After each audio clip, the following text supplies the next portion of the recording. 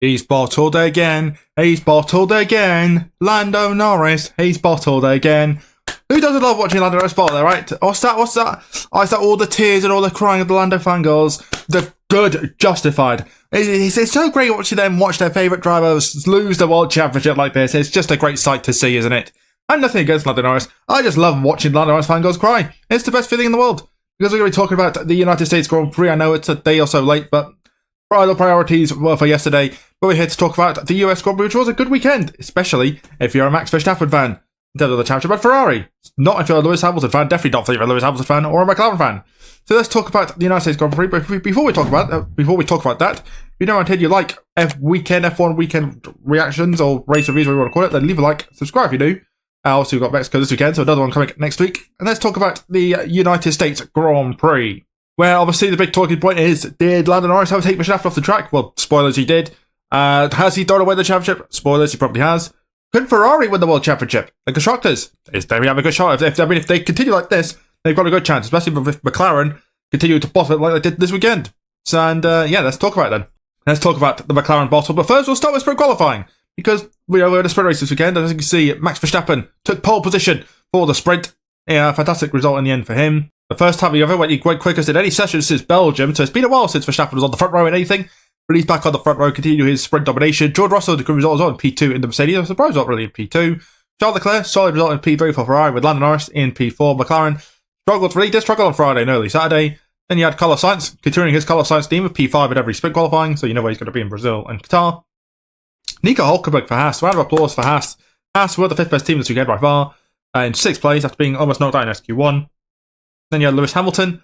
His miserable weekend started off with a P7, one of his highlights of the weekend, and his P7, and one of his best tracks. Kevin Magnussen continues Haas' greatest day in P8, a great day for Magnussen with Yuki Tsunoda in RB, good result for him at night, and Franco Colapinto getting in the top 10 for Williams, really outshining in that Williams as Franco Colapinto. And you can see out in SQ2, Sergio Perez, his miserable weekend started off with a P11, not a good result for him. Pierre Gasly, solid in the LP to P12, then he had a lot of Stroll. Fernando Alonso, but Aston Martins, invalidated lap times, what do we know anyway. And Liam Lawson, obviously, Liam Lawson's first race back since Qatar last year. Didn't set a time in Q2 because he also got time deleted in P15. Then out in SQ1, Oscar Piastri outing in the first part of sprint qualifying. That was the big shot. Just struggled because, as I said, McLaren was struggling and he invalidated his lap time. Would have been comfortably through. Been invalidated. P16 for Piastri. But that's the first time this season he hasn't made Q3 in anything. So, that might be the first. No, Norris was actually in Q1 everyone. Yeah, for Piastri, anyway, really bad for him. Esteban Ocon was 17th in the Alpine. Just average Ocon things. Alex Albon had a spin. Good, cool 360, but 18th.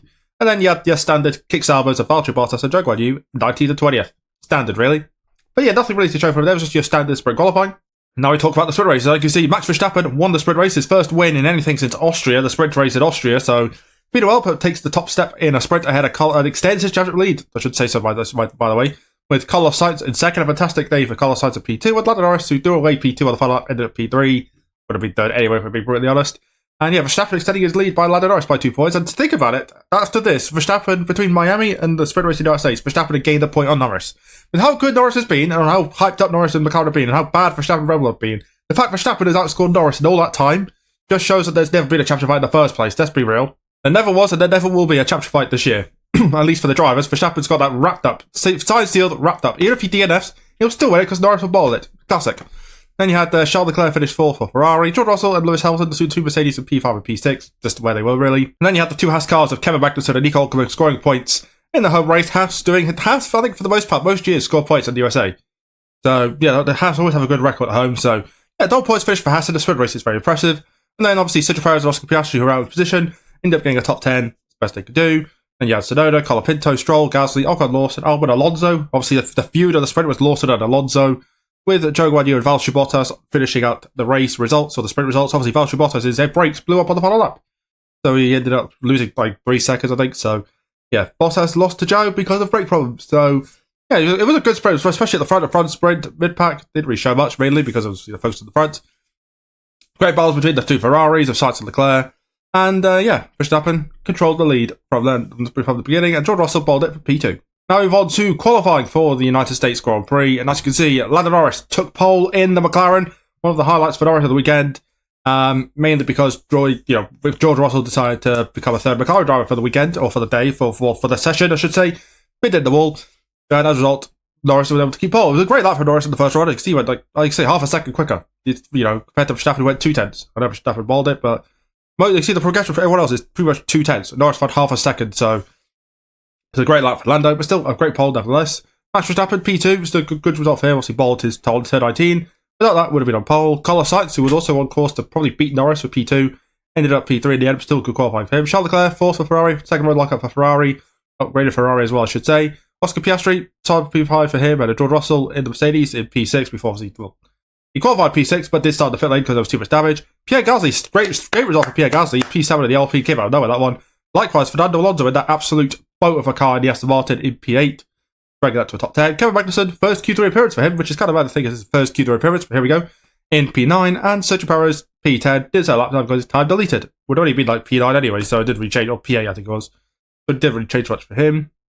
Continuing this weekend, I should say.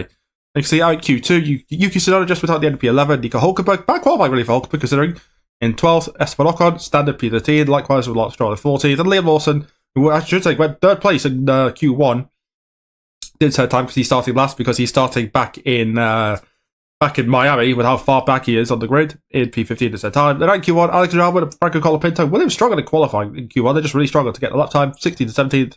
Ultra Bottas with the not on the back row, so you take that if you're Bottas at 18th. Lewis Hamilton, obviously the big talking point, out in Q1, just absolutely struggling in qualifying. With both Mercedes almost went out. Russell was able to get a lap in the end in Q1, but Hamilton balled it on his lap, made a mistake at 19th. And you're getting out qualified by a Sauber. That's just great, isn't it? That's just really good. I think I don't know if he actually had his time deleted or not, I can't remember. But if he did, he didn't go that much quicker. He only would have got a 10th quicker, which is still like, what, P17? Well, I think it was less than that even, so, absolute disaster class for Lewis Hamilton. And Zhou Guanyu doing Zhou Guanyu things in P20. And then we talk about the race itself, as you can see, Charles Leclerc won the race. His third win of the year for Leclerc, his first obviously in the United States in his career, after Monaco and Italy. Getting the win, took the lead off turn 1, and never looked back. Absolutely controlled the field to Charles Leclerc, class of the field, and Charles Leclerc, as I should say, gets another one on the board. He's close to the gap to Lando Norris in P2. If anything, there's a higher chance of Leclerc finishing second in the championship than there ever was of Norris winning the championship. So, I mean, if Ferrari continue like this, if they quicken up the car in these last 5 races, then Leclerc can get P2 in the championship, definitely. So, yeah, great result for Charles Leclerc. Carlos Sainz completed a fantastic weekend for Ferrari in P2, a 1-2 finish for Ferrari, first time in the USA since 2006. No, that's not the famous US race. That was 2005. Yeah, great result for Ferrari. When was the last time they had a 1-2? Probably maybe 2022. I don't think. No, Australia was Leclerc second or third in Australia this year. I can't remember because they did. Science was 2022. It must have been 2022. Was the last one too? Unless it was Australia, I can't remember. I can't remember if Leclerc was second or third in Australia because Norris was either second or third. Don't remember.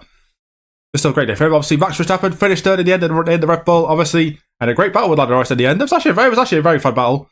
Last 6-7 laps, and then obviously the famous Norris went off the track to overtake Verstappen's head of the apex, and the rules are if you head at the apex, you can push drivers off the track. And Norris went off track, came back on, and overtook him. And even the fact is, Norris even said, "Shall I give it back?" And McLaren like, that was McLaren's reaction. Nothing. They didn't say anything. He should have given it back because he would have overtaken him again, probably. But yeah, McLaren really. Norris did question it. To be fair to Norris, McLaren just let it go as always. McLaren is I can't tell you how much I hate McLaren right now. They're the biggest cowards I've ever seen. Picky and everything. Like Norris completely getting pushed off at turn 1 on lap 1.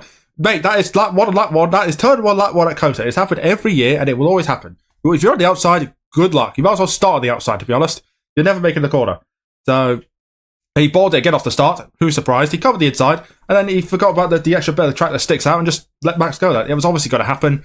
And yeah, I don't know what the lap 1 thing. If you're complaining about the lap 1 thing, go watch something else. Go watch some bike race, cycling, or something. Or go watch swimming or something like that because you don't belong here. Simple as that. And yeah, but also fun fact: first time since Japan that McLaren don't have a driver on the podium. That is insane. The fact McLaren have had a driver on the podium every time since what was it? What was round 5? China, from China to Singapore. Driver on the podium every race. That is actually insane. But that streak comes to an end. So, yeah, no podium for McLaren this time round. Lando Norris ended up P4 at the end with that 5-second penalty for overtaking off the track. Ends up P4. Oscar Piastri was P5 the whole race. I don't think he moved once. He started P5, finished P5. He was P2 actually for the pit stop phase. But that's about it. He was P5. Just had a quite lonely race to Piastri. But he has now finished every race. Piastri obviously since his last, he's now finished every track, I should say. George Russell, great drive for George Russell from the pit lane to P6, beating out Sergio Perez in the end. That was the match he was good. Despite getting a penalty, P6 was the match he was good. Anyway, Sergio Perez's terrible weekend ended up in 7th. I mean, all I'm going to say, if you're a Sergio Perez fan, enjoy the last 5 races, because those are the last 5 races of his career. I like Sergio Perez, and I want him to be an F1. But the fact is, it's time to put Lawson in that car, because we'll say why in a minute. But Perez, his career is definitely coming to an end. Well, it's with Red Bull anyway, but I don't see him going anywhere else, to be honest. Nico Hulkenberg doing Hulkenberg things in 8th for Haas. Great result for him. Considering Haas is great. He's his great season and Haas's great season. Up to 6th in the championship as well, I should say, for Haas. Liam Lawson, round of applause for Liam Lawson. 19th to 9th. Obviously, yeah, starting in Miami to get 9th, a couple of points. Great result. Absolutely battered Tsunoda this race. Not literally. But yeah, P9, a couple of points. The first race back. I mean, I obviously wanted Ricciardo to finish the season, but you can't even argue with that. Great drive from Lawson. And also, speaking of great drives, Franco Colapinto gets the final point in 10th for Williams. The absolute boat of a car in the qualifying. Great race pace, obviously. He gets P10 and a point out of it for Franco Colapinto. His second point finish in 4 races. So he's also having a fantastic run in F1. It's Franco Colapinto to complete the points. Kevin Magnussen, really unlucky. I don't know what happened. They told him to pit. Obviously, some sort of issue, whether it was a puncture or whatever, or some debris in the car. Who knows? Had to pit again, ended up 11th just to start the points. He didn't deserve that, Magnussen. He deserved to score some points today. Pierre Gasly, after a great start to the race, ended up finishing 12th, just struggled on the hard tyre. Fernando Alonso, Aston Martin was just nowhere in 13th. Yuki Tsunoda had a little spin at turn 1, ended up 14th, not a good race for Tsunoda. Lance Stroll went off the track on the restart, safety car restart. Yes, we had a safety car for once. Went off the safety car restart, ends up in 15th. Alex Albon had contact with Ocon on that one, broke his right wing, ended up in 16th. And yeah, Valtteri Bottas in 17th, just there really for Bottas in 17th. For once though, he wasn't 16th, so you take that, although it went backwards. Esteban Ocon ended up 18th for Alpine, again got spun around by Albon on that one. Was running in 14th or something, then pitted for the fastest lap and got it. Because otherwise Colapinto would have got the fastest lap. So, good strategic masterclass there from Alpine. Zhou Guanyu finished 19th, no surprise there really. Had a spin from 13th, so he actually had a good start, Joe. Got spun, ended up in 19th. And that was the race pretty much ruined. And then the one retirement from the Grand Prix, yeah, we're back to having one retirement in the race again. Boring. It was Lewis Hamilton out of the race. First time ever in his career, he's retired in the United States Grand Prix. Second DNF of the year for him as well after Australia.